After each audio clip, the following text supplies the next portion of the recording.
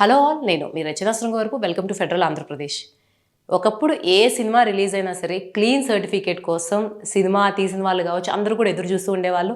Almost all family audience అందరూ కూడా entertainment మోడ్లో ఆ క్లీన్ సర్టిఫికేట్ ఏదైతే ఉంటుందో, దేనికైతే A+ రేటింగ్ ఉండకుండా ఉంటుందో, ఆ సర్టిఫికేట్ ఇష్యూ అవ్వకుండా ఉంటుందో అటువంటి సినిమాలకి తమ పిల్లల్ని తీసుకెళ్తూ ఉండేవాళ్ళు. దానికి ఒకప్పుడు బాగా మార్కెట్ ఉండేది.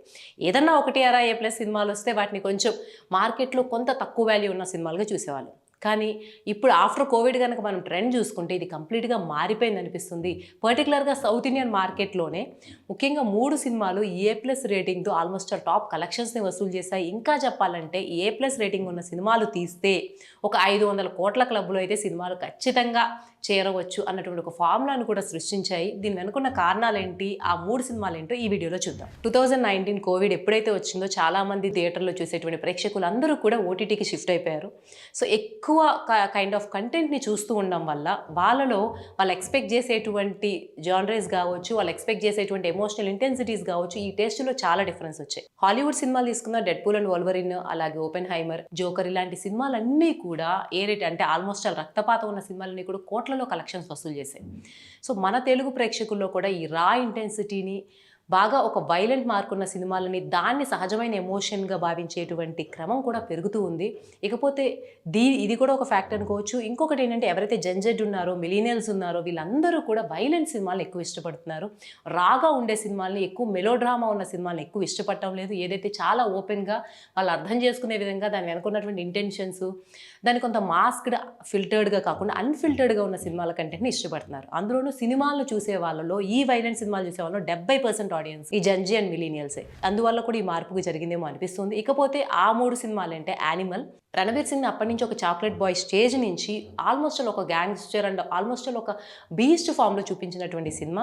ఈ సినిమాకి చాలా నెగిటివ్ టాక్స్ వచ్చాయి, అలాగే ఎంతోమంది విమర్శించారు, ఫెమినిస్టులు విరుచుపడ్డారు. అయినప్పటికీ కలెక్షన్స్ విషయంలో ఈ సినిమా ఏమాత్రం వెనక్కి తగ్గలేదు. ఇప్పటికీ సందీప్ రెడ్డి వంగా సినిమాల్లో యానిమల్ సినిమా ద బెస్ట్ సినిమాగా నిలిచింది. ఇప్పటికీ సందీప్ రెడ్డి వంగ మార్కు కూడా యానిమల్లో కనిపిస్తూ ఉంటుంది. ఈ సినిమా ఓవరాల్గా 900 కోట్లు దాదాపుగా కలెక్ట్ చేసింది.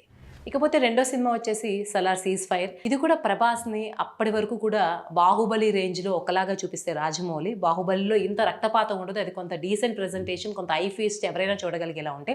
తర్వాత వచ్చిన సలార్ మాత్రం పూర్తిగా గొడ్డలతో నరుక్కోవడము ఇదంతా ఉన్నప్పటికీ కూడా, రక్తం ఏరులే పారుతున్నప్పటికీ కూడా జనాలు ఇష్టపడ్డారు. సో మొత్తానికి ప్రశాంత్ నీల్ మేకింగ్లో ఈ వైలెన్స్ కూడా ఒక మార్క్గా మారింది. ఇకపోతే మూడో సినిమా కూలీ సినిమాకి వచ్చినంత నెగిటివ్ రివ్యూస్ దేనికి రాలేదు. ఆల్మోస్ట్ ప్రతి ఒక్కళ్ళు లోకేష్ కనగరాజన్ ఇలాంటి సినిమా తీశాడేంటి, లోకేష్ కనగరాజన్ లాంటి ఆల్మోస్ట్ ఒక top most movie maker, young ఏజ్లో ఎంతో బాగా తీసినటువంటి ఫిలిం మేకర్ ఇటువంటి సినిమా ఏంటి, ఎందుకు తీశాడు, ఇంత ఎలా ఉంది, ఈ స్టాండర్డ్స్తో ఎలా వచ్చింది అన్నప్పటికీ ప్రేక్షకులు మాత్రం ఈ సినిమాని చాలా ఆదరించారు. కలెక్షన్స్ విషయంలో దాదాపు 500 కోట్లు, అంటే ఫ్లాప్ టాక్ తెచ్చుకుని, డిజాస్టర్ టాక్ తెచ్చుకుని 500 కోట్లు వసూలు చేసింది దాదాపుగా. అంటే జనాలు ఏమనుకుంటున్నా, ఓవరాల్గా ఒపీనియన్స్ ఎలా వస్తున్నా, విమర్శలు ఎలా వస్తున్నా సరే, అంటే మనకి విమర్శలు చెప్పేవాళ్ళు కానీ, బయటికి మాట్లాడే వాళ్ళు కానీ ఆల్మోస్ట్ ఒక 1% ఉంటారేమో 100% ఆఫ్ ఆడియన్స్లో. వీళ్ళందరూ కూడా A+ రేటింగ్ సినిమాలని, హింస ఉన్న సినిమాలని, కొంత ఎంటర్టైన్మెంట్ అండ్ కమర్షియల్ మోడ్లో ఉన్న సినిమాలనే ఇష్టపడుతున్నారు అందైతే స్పష్టం. ఓవరాల్గా 2025, 2023, 2024 ఈ 3 సంవత్సరాలు సినిమా రంగానికి నేర్పిన ఒకే ఒక కొత్త పాఠం ఏంటంటే ఖచ్చితంగా A+ రేటెడ్ సినిమాలు 500 కోట్ల క్లబ్లో చేరతాయి. అదే ఇప్పుడు సక్సెస్ ఫార్ములా అని.